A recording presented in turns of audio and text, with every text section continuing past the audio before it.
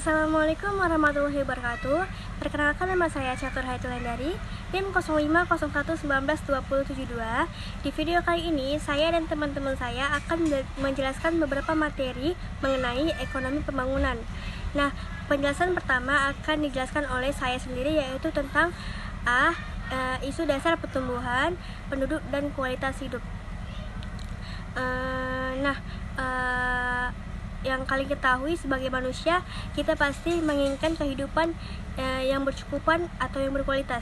Secara sederhana, kehidupan ini sering diterjemahkan sebagai kehidupan yang bahagia dan sejahtera. Nah, apa sih arti bahagia itu? Nah, bahagia artinya suatu keadaan, pikiran, atau perasaan yang ditandai dengan kesenangan, cinta, kepuasan, atau kenikmatan dari diri kita sendiri. Sedangkan kesejahteraan itu atau sejahtera artinya kehidupan yang makmur, tidak ada kekurangan suatu apapun dalam konteks tercukupnya semua kebutuhan dalam kehidupan yang material ataupun fisik. Nah, kita semua telah memahami bahwa kualitas hidup manusia pada umumnya diukur melalui 3 kriteria. Nah, kriteria pertama yaitu terpenuhnya kebutuhan dasar untuk kelangsungan sebagai makhluk hidup hayati. Yang kedua itu terpenuhinya kebutuhan dasar untuk kelangsungan hidup manusiawi. Dan yang terakhir atau yang ketiga itu terpenuhinya kebutuhan dasar untuk memilih. Dengan demikian dapat dikatakan bahwa kehidupan manusia dianggap berkualitas. Daya alam memadai, tetapi apabila jumlah penduduk terus bertambah dan sumber daya alam tidak didukung, mampu mendukung kehidupannya, maka akan menjadi masalah yang sangat besar atau yang sangat serius bagi penduduk yang bersangkutan. Karena itu jadi akan terjadinya bencana kelaparan, kekurangan sandang, pangan, dan lainnya yang menyebabkan kualitas kehidupan penduduk manusia tersebut menurun. Bila kita berbicara tentang penduduk dan kualitas hidupnya, tentu tidak akan menarik bila kita tidak berbicara dengan kondisi real atau senyatanya, dan itu akan sangat penting apabila kita berbicara tentang kondisi dunia dan di negara kita.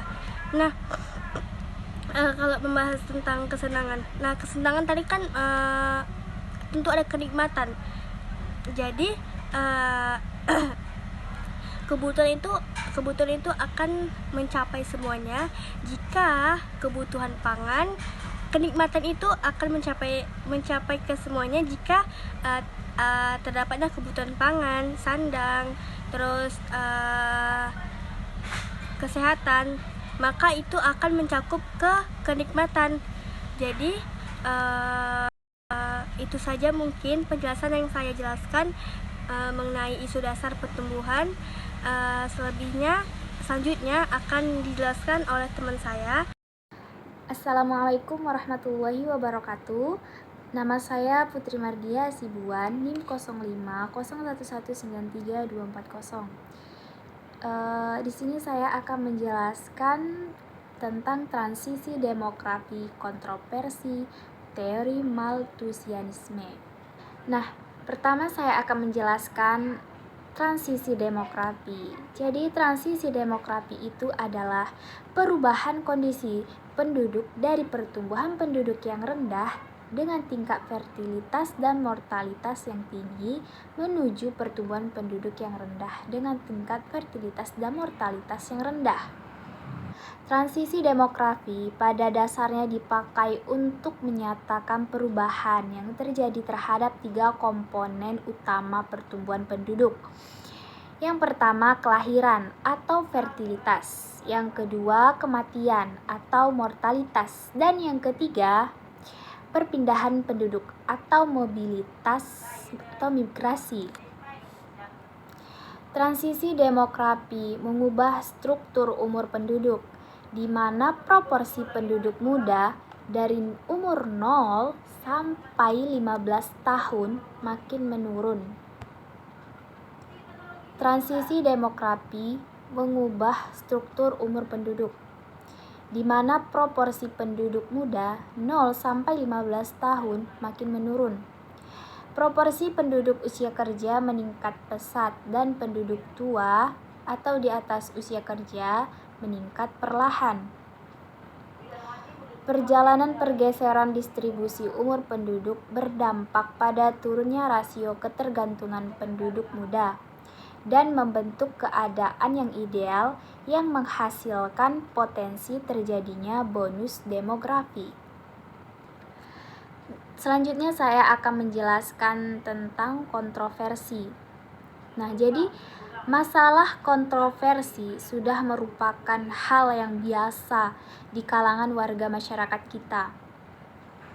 Dapat diduga karena dampak dari kebebasan setiap orang dalam era reformasi ini untuk mengemukakan pendapat atau mungkin pula disebabkan karena bangsa Indonesia mulai belajar berdemokrasi yang selama ini terbelenggu dalam kekuasaan yang otoriter. Jadi ada beberapa bentuk kontroversi yang pernah terjadi di tengah-tengah masyarakat Indonesia. Antara lain yang dapat disebutkan itu yang pertama, pada masa lalu orang kontroversi mengenai hukumnya bayi tabung atau manusia cloning. Ada pihak yang mengharamkan, tetapi ada pula pihak yang membolehkan. Dengan ketentuan sepanjang spermatozoa yang dituangkan ke dalam tabung itu adalah sperma milik suami atau milik calon ayah. Kemudian selanjutnya ada kontroversi bahwa Indonesia berhasil melakukan upaya reformasi di berbagai bidang baik politik, ekonomi maupun hukum dan sosial budaya. Tetapi ada pula pihak yang menilai bahwa reformasi di Indonesia kebablasan dan hasilnya tidak jauh berbeda dengan rezim Orde Baru, terutama dalam hal tindak pidana korupsi. Mereka bahkan menilai bahwa hanya bajunya saja yang berganti antara Orde Baru dengan Orde Reformasi. Korupsi tetap berjalan terus-menerus dalam berbagai kegiatan dan kesempatan karena pola perilaku para elit politik dan sebagian pejabat tidak mengalami perubahan. Dari kontroversi yang saya sebutkan tadi, masih banyak lagi kontroversi yang akan bermunculan dari waktu ke waktu. Dan boleh jadi, kontroversi itu tidak akan pernah habis selama dinamika kehidupan manusia berputar secara terus-menerus sampai dunia kiamat. Terlepas benar atau tidaknya kontroversi itu, tentu yang paling utama harus diperhatikan bagaimana memandang sebuah kontroversi, tergantung dari cara kita melihat dari sisi mana. Yang terpenting dari semua itu, setiap permasalahan yang dihadapi, kita jangan terlalu cepat a priori melihat dari sisi negatifnya. Mungkin saja di balik kekhawatiran itu ada juga sisi positifnya yang bisa dipetik, sehingga kita perlu merubah perilaku dari cara pandang yang negatif thinking menjadi positive thinking. Dan selanjutnya saya akan menjelaskan teori Malthusianisme. Malthus adalah orang yang pertama mengemukakan tentang penduduk.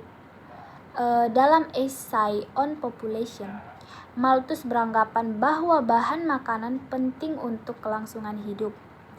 Nafsu manusia tidak dapat ditahan dan pertumbuhan penduduk jauh lebih cepat dari bahan makanan. Teori Malthus menyebutkan bahwa pertumbuhan penduduk mengikuti deret ukur, sedangkan pertumbuhan kesediaan pangan mengikuti deret hitung.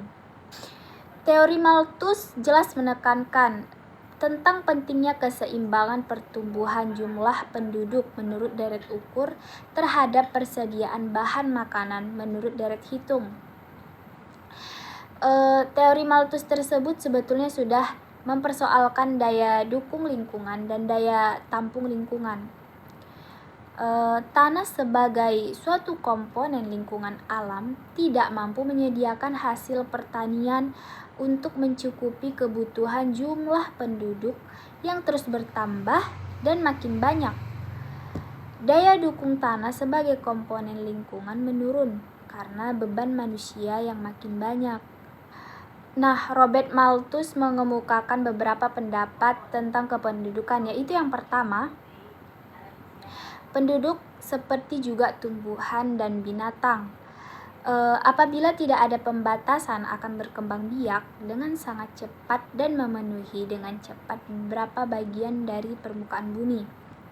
Yang kedua, manusia untuk hidup memerlukan bahan makanan, sedangkan laju pertumbuhan makanan jauh lebih lambat atau deret hitung tadi ya, dibandingkan dengan laju pertumbuhan penduduk, deret ukur. Menurut aliran ini, pembatasan pertumbuhan penduduk dapat dilakukan dengan dua cara. Yang pertama, preventive checks atau pengekangan diri. Kemudian yang kedua ada positive checks atau lewat proses kelahiran. Jadi sekian penjelasan dari saya. Semoga apa yang saya sampaikan tadi dapat bermanfaat untuk kita semua. Saya sudahi. Assalamualaikum warahmatullahi wabarakatuh. Masa lalu, orang kontroversi mengenai hukumnya bayi tabung atau manusia cloning. Ada pihak yang mengharamkan, tetapi ada pula pihak yang membolehkan. Dengan ketentuan sepanjang spermatozoa yang dituangkan ke dalam tabung itu adalah sperma milik suami atau milik calon ayah. Kemudian selanjutnya ada kontroversi bahwa Indonesia berhasil melakukan upaya reformasi di berbagai bidang baik politik, ekonomi maupun hukum dan sosial budaya. Tetapi ada pula pihak yang menilai bahwa reformasi di Indonesia kebablasan dan hasilnya tidak jauh berbeda dengan rezim Orde Baru, terutama dalam hal tindak pidana korupsi. Mereka bahkan menilai bahwa hanya bajunya saja yang berganti antara Orde Baru dengan Orde Reformasi. Korupsi tetap berjalan terus-menerus dalam berbagai kegiatan dan kesempatan karena pola perilaku para elit politik dan sebagian pejabat tidak mengalami perubahan. Dari kontroversi yang saya sebutkan tadi, masih banyak lagi kontroversi yang akan bermunculan dari waktu ke waktu. Dan boleh jadi, kontroversi itu tidak akan pernah habis selama dinamika kehidupan manusia berputar secara terus-menerus sampai dunia kiamat. Terlepas benar atau tidaknya kontroversi itu, tentu yang paling utama harus diperhatikan bagaimana memandang sebuah kontroversi, tergantung dari cara kita melihat dari sisi mana. Yang terpenting dari semua itu, setiap permasalahan yang dihadapi, kita jangan terlalu cepat a priori melihat dari sisi negatifnya. Mungkin saja di balik kekhawatiran itu ada juga sisi positifnya yang bisa dipetik, sehingga kita perlu merubah perilaku dari cara pandang yang negatif thinking menjadi positive thinking. Dan selanjutnya saya akan menjelaskan teori Malthusianisme. Malthus adalah orang yang pertama mengemukakan tentang penduduk. Dalam esai On Population, Malthus beranggapan bahwa bahan makanan penting untuk kelangsungan hidup. Nafsu manusia tidak dapat ditahan dan pertumbuhan penduduk jauh lebih cepat dari bahan makanan. Teori Malthus menyebutkan bahwa pertumbuhan penduduk mengikuti deret ukur, sedangkan pertumbuhan kesediaan pangan mengikuti deret hitung. Teori Malthus jelas menekankan tentang pentingnya keseimbangan pertumbuhan jumlah penduduk menurut deret ukur terhadap persediaan bahan makanan menurut deret hitung. Teori Malthus tersebut sebetulnya sudah mempersoalkan daya dukung lingkungan dan daya tampung lingkungan. Tanah sebagai suatu komponen lingkungan alam tidak mampu menyediakan hasil pertanian untuk mencukupi kebutuhan jumlah penduduk yang terus bertambah dan makin banyak. Daya dukung tanah sebagai komponen lingkungan menurun karena beban manusia yang makin banyak. Nah, Robert Malthus mengemukakan beberapa pendapat tentang kependudukan, yaitu yang pertama, penduduk seperti juga tumbuhan dan binatang. Apabila tidak ada pembatasan akan berkembang biak dengan sangat cepat dan memenuhi dengan cepat beberapa bagian dari permukaan bumi. Yang kedua, manusia untuk hidup memerlukan bahan makanan, sedangkan laju pertumbuhan makanan jauh lebih lambat atau deret hitung tadi ya dibandingkan dengan laju pertumbuhan penduduk deret ukur. Menurut aliran ini, pembatasan pertumbuhan penduduk dapat dilakukan dengan dua cara. Yang pertama, preventive checks atau pengekangan diri. Kemudian yang kedua ada positive checks atau lewat proses kelahiran. Jadi sekian penjelasan dari saya. Semoga apa yang saya sampaikan tadi dapat bermanfaat untuk kita semua. Saya sudahi. Assalamualaikum warahmatullahi wabarakatuh. Assalamualaikum warahmatullahi wabarakatuh. Perkenalkan, nama saya Lisa Maulida, NIM 0501193267. Baik, di sini saya akan menjelaskan mengenai tentang konsekuensi pertumbuhan penduduk yang tinggi.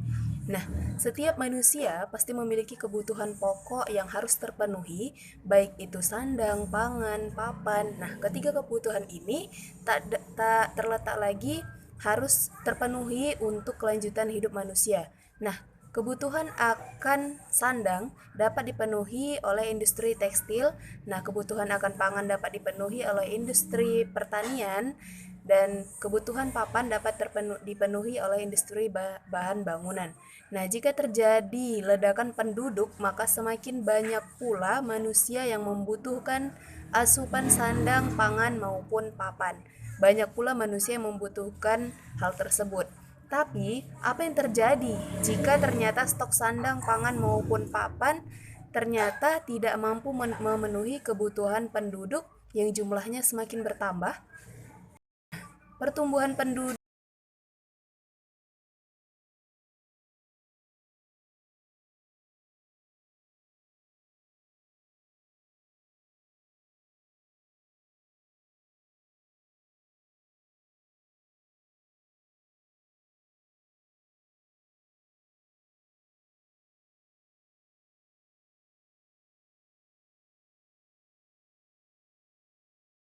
BKK